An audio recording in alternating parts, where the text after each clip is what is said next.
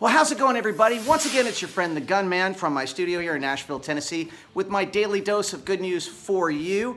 Hope wherever you are, whatever you're doing, you're having a great day, you're laughing a lot, you're living, you're not fearful because you don't need to be. Good stuff's happening all the time. And to prove it, I just want to share this with you. Now, 2020, let's recap, if I'm going to be redundant here. I tell you what, this is just honestly the year that everybody wants a do-over for. What a crazy year this has been. And doubly so for our friends in Australia.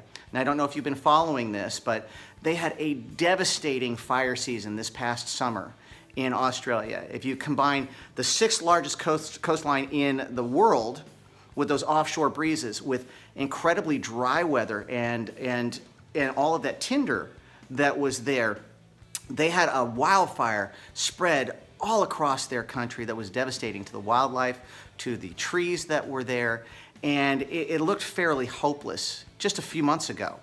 Now, what's happened since then is the World Wildlife Fund, as they always do, tirelessly was working through the entire crisis, using things like drones and dogs and everything to find koalas that had been isolated and save them and save the local wildlife. And now they're starting to repopulate those areas using, starting with a $30 million fund that was raised from private citizens to reforest the deforested areas and relocate those critters, which I think is wonderful.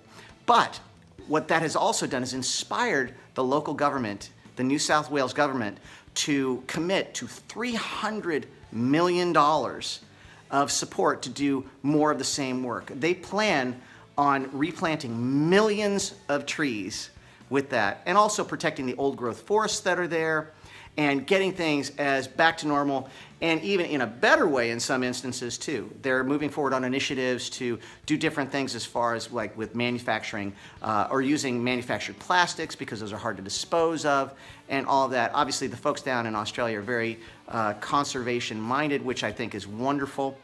And it's such a beautiful country. Matthew and I have been blessed to spend a lot of time down there. So just want to send some love from America to our friends down there in Australia, and say that hope and help is here. And thank you so much for keeping the faith and keeping positive, because we can all do our part in little ways. And it looks like so many people there in Australia needed that hope, and they needed that faith, and they needed that support, and it looks like they're about to get it. And that is great news. On that note, lots of love to you, and we'll see you tomorrow. God bless.